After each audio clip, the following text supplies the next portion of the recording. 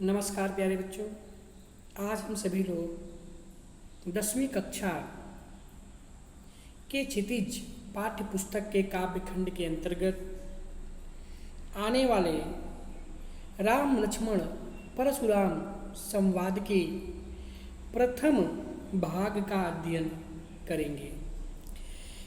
प्रस्तुत पद महाकवि गोस्वामी तुलसीदास द्वारा रचित महाकाव्य रामचरितमानस के बालकांड के अंतर्गत राम लक्ष्मण परशुराम संवाद से लिया गया है। यहाँ उस समय का उल्लेख है जब मिथिला नरेश जनक ने अपनी सुपुत्री जानकी के लिए स्वयंवर रचाया था और उसमें शिव के प्राचीन एवं भारी धनुष पर प्रत्यंचा चढ़ाने की शर्त रखी थी।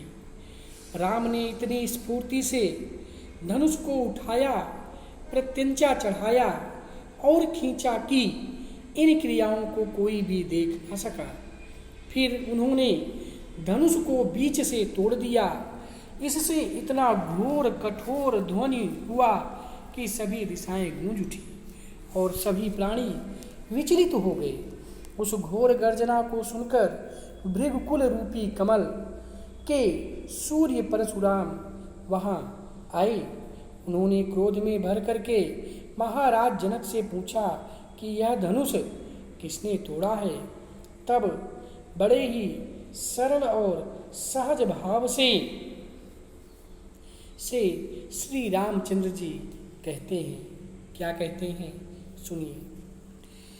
नाथ शंभु धनु भंज निहारा, होई है क्यों एक दास तुम्हारा।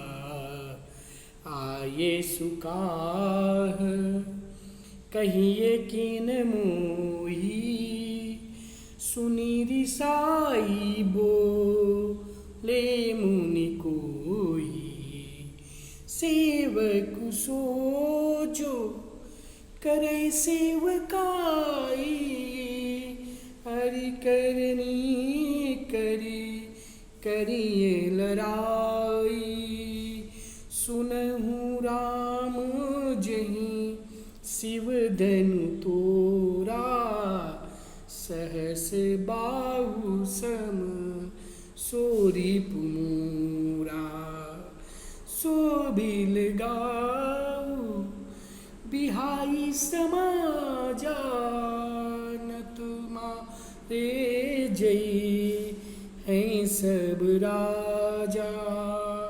सुनी मुनि बचन लखन मुस्काने, बोले पर सुध रही अवमाने। बहुधन ही तो लरिकाई, कबहु न असिर से किन्हीं गोसाई।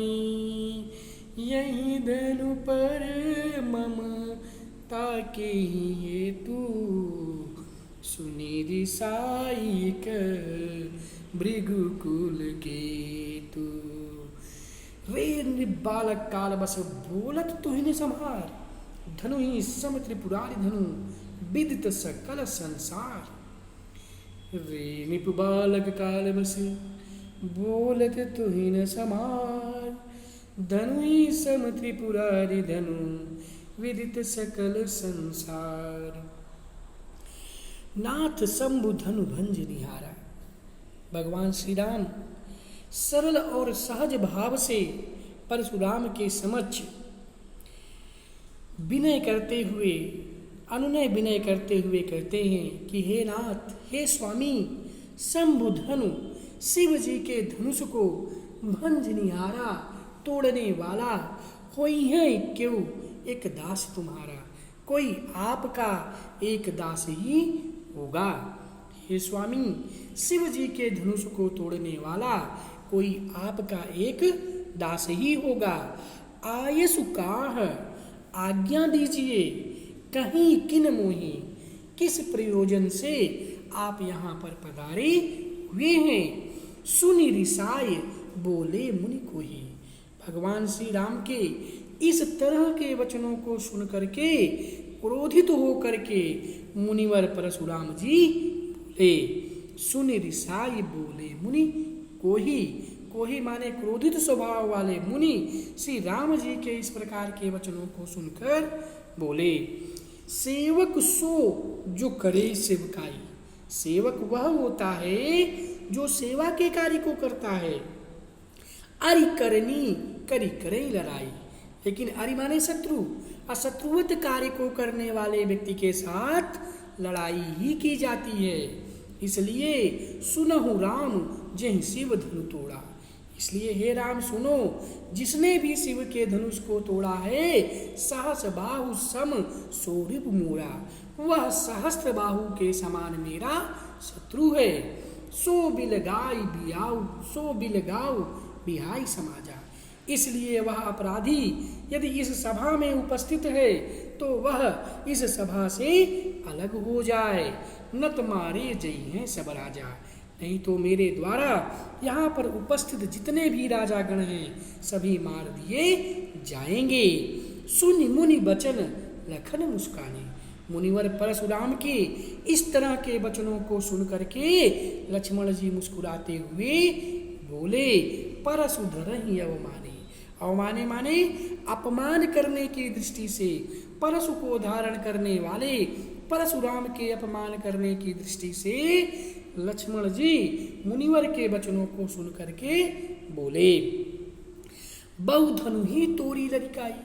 हे मुनिवर, हमने लड़िकाई में, हमने बचपन में बहुत सी धनुष तोड़ी हैं। कबहु न असिर सिकीनी गोसाई। लेकिन आपने कभी भी इस तरह का क्रोध नहीं किया। यही धनु पर ममता की हेतु। मुनिवर, आपकी इस धनुष पर ऐसी कौन सी ममता है? किस कारण से आपकी इस धनुष पर इतनी ममता है जो आप इस तरह से क्रोधित हो रहे हैं? सुनि रिसाई कह भृगुकुल केतु।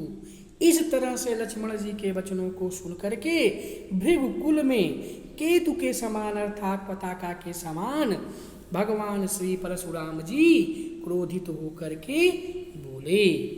रे नृप बालक काल बस बोलत तुहि न समार। रे नृप बालक, हे राजा के पुत्र, कालवश तुम मृत्यु के वश में हो करके संभल कर नहीं बोल रहे हो।